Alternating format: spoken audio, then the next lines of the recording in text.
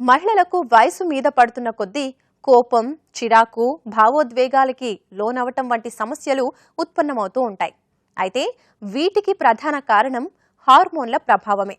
ఇవి మహిళల ఆరోగ్యాన్ని దెబ్బతీస్తాయి. మెనోపాజ్, ఋతుస్రావం, గర్భం దాల్చడం, గర్భనిరోధక మాత్రలు వేసుకోవటం, జీవనశైలి మార్పులు, నిద్రవేళలు మారిపోవడం, ఒత్తిడి, పౌష్టికాహారం తీసుకోకపోవడం, వ్యాయామం లేకపోవడం వల్ల హార్మోన్ సమస్యలు ఉత్పన్నమవుతాయి. ఇప్పుడు వాటి గురించి మరిన్ని వివరాలు తెలుసుకుందాం.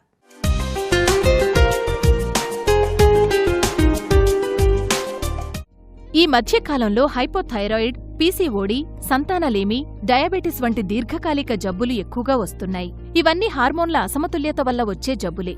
ఈ హార్మోన్లు మానవ శరీరాన్ని ప్రభావితం చేస్తాయి. ఈ హార్మోన్లు ఎండోక్రైన్, ఎక్సోక్రైన్ గ్రంథుల నుంచి ఉత్పత్తి అవుతాయి. శరీరంలో ఇవి సూక్ష్మ మోతాదులో ఉత్పత్తి అయినప్పటికీ వీటి ప్రభావం ఎక్కువగా ఉంటుంది. శరీరంలో ఈ హార్మోన్లు అసమతుల్యతకు గురైనప్పుడు తీవ్రమైన వ్యాధుల బారిన పడతారు. థైరాయిడ్ గ్రంథి నుంచి T3, T4 హార్మోన్లు ఉత్పత్తవుతాయి. వీటి ప్రభావం 90% జీవనక్రియలపై ఉంటుంది. వీటి అసమతుల్యత వల్ల హైపోథైరాయిడ్, హైపర్ థైరాయిడ్, గాయిటర్ అనే జబ్బులు వస్తాయి. గొంతు కింద ఉండే థైరాయిడ్ గ్రంథి వాపుకు గురికావడాన్ని గాయిటర్ అంటారు. ఇది ముఖ్యంగా అయోడిన్ లోపం వల్ల వస్తుంది. దీనికి సరైన చికిత్స చేయడం వల్ల థైరాయిడ్ సమస్యలకు జీవితకాలం మందులు వాడే అవసరం లేకుండా చేస్తుంది. ఈ హార్మోన్ల అసమతుల్యత వల్ల ఋతుచక్ర సమస్యలు, అవాంఛిత రోమాలు, సంతానలేమి వస్తాయి. హార్మోన్స్ అనేవి ఉమెన్స్ లైఫ్లో చాలా ఇంపార్టెంట్. దీంట్లో 2 రకాల హార్మోన్స్ ఉంటాయన్నమాట. మామూలుగా ఈస్ట్రోజన్స్, ప్రొజెస్ట్రాన్స్ అని ఉంటాయి. ఈ హార్మోన్స్ అనేవి ఏంటంటే 8th ఇయర్ నుండి కొద్దిగా రిలీజ్ స్టార్ట్ అవుతుంటుంది. దీంట్లో ఉమెన్కి కావాల్సింది ఈస్ట్రోజన్. ఇది బ్రెయిన్లో ఒక గ్లాండ్ ఉంటుంది, హైపోథాలమస్ పిట్యూటరీ అని. ఆ గ్లాండ్ నుంచి స్టిమ్యులేట్ అవుతుంటాయి అనమాట. హైపోథాలమస్ స్టిమ్యులేట్ చేస్తే యాంటీరియర్ పిట్యూటరీ నుంచి ఈస్ట్రోజన్, ప్రొజెస్ట్రాన్ అనే హార్మోన్ రిలీజ్ అవుతుంది. సో ఈస్ట్రోజన్ రిలీజ్ అయిన తర్వాత ఆల్మోస్ట్ అన్ని టిష్యూస్ మీద ఎఫెక్ట్ ఉంటుంది అనమాట. దీనివలన breast development, secondary sexual characters growth కావడము, అంటే ప్యూబర్టల్ ఏజ్కి, అంటే అమ్మాయిని ప్రిపేర్ చేస్తుంది అనమాట మెనిస్ట్రేషన్ కోసము ఈ హార్మోన్. ఈ స్టిమ్యులేషన్ వల్ల యూటరస్లో ఒక లేయర్ డెవలప్ అవుతుంది. ఆ లేయర్ డెవలప్ అయిన తర్వాత అక్కడి నుంచి మెనిస్ట్రేషన్ స్టార్ట్ అవుతుంది అనమాట. ఇది రిథమిక్గా అంటే 14 days ఒక హార్మోను, 14 days ఇంకొక హార్మోను పనిచేస్తాయి అనమాట యూట్రస్ మీద. ఈ స్టిమ్యులేషన్ తోటి యాంటీరియర్ పిట్యూటరీ ఓవరీ దగ్గర, ఓవరీస్ నుంచి ఈస్ట్రోజన్ హార్మోన్ ప్రొడ్యూస్ చేస్తుంది. ఈస్ట్రోజన్ హార్మోను మెనిస్ట్రేషన్ కోసము చాలా ఇంపార్టెంట్. ఈ మెనిస్ట్రేషన్ అనేది 47 to 50 years వరకు ఉమెన్కు కంటిన్యూ అవుతుంది కనుక, సో త్రూఅవుట్ ఉమెన్స్ లైఫ్ ఈ ఈస్ట్రోజన్ హార్మోన్ చాలా ఇంపార్టెంట్. ఈస్ట్రోజన్ అనే హార్మోన్ కాకుండా ప్రొజెస్ట్రాన్ హార్మోన్ అని కూడా ఒకటి రిలీజ్ అవుతుంది. అడ్రినలిన్ గ్లాండ్స్ అని ఉంటాయి కిడ్నీస్ మీద, అక్కడ నుండి కూడా రిలీజ్ అయ్యి మెటబాలైజ్ అవుతుంటుంది. ఈ ప్రొజెస్ట్రాన్ హార్మోన్ ఏంటంటే ప్రెగ్నెన్సీ మెయింటైన్ చేయడానికి చాలా ఇంపార్టెంట్ అనమాట. అంటే ఫీటస్ అబార్షన్ కాకుండా ప్రివెంట్ చేస్తారన్నమాట ఈ హార్మోన్. హార్మోన్ సమస్యలు ఒకదానితో మరొకటి అనుసంధానమై ఉంటాయి.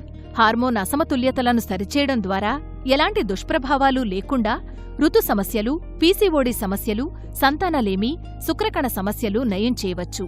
డయాబెటిస్ ఇన్సిపిడిస్ అనే వ్యాధి ఏడీహెచ్ లోపం వల్ల వస్తుంది. దీన్ని అతిమూత్ర వ్యాధి అంటారు.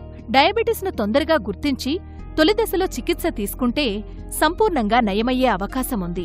మందుల ద్వారా షుగర్ను అదుపులో ఉంచుకోవడమే కాకుండా కాంప్లికేషన్స్ను నివారించవచ్చు. కార్టికోస్టెరాయిడ్స్ అనేవి అడ్రినల్ గ్రంథి నుంచి విడుదలవుతాయి. ముఖ్యమైన జీవన క్రియల్లో, రోగనిరోధక వ్యవస్థలో ప్రముఖ పాత్ర పోషిస్తాయి.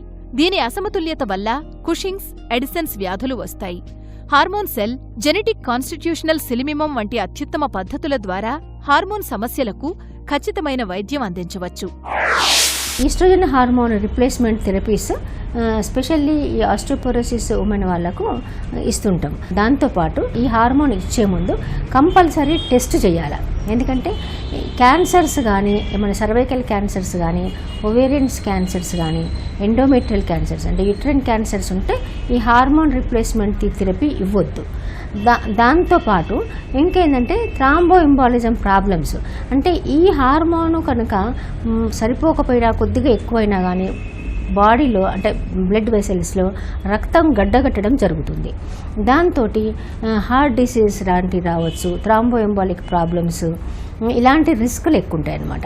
ఇవన్నీ ఈ లెవెల్స్ చూసుకుంటూ మానిటర్ చేసుకుంటూనే ఈ హార్మోన్ రీప్లేస్మెంట్ థెరపీ లాంటివి ఇవ్వాల్సి వస్తుంది.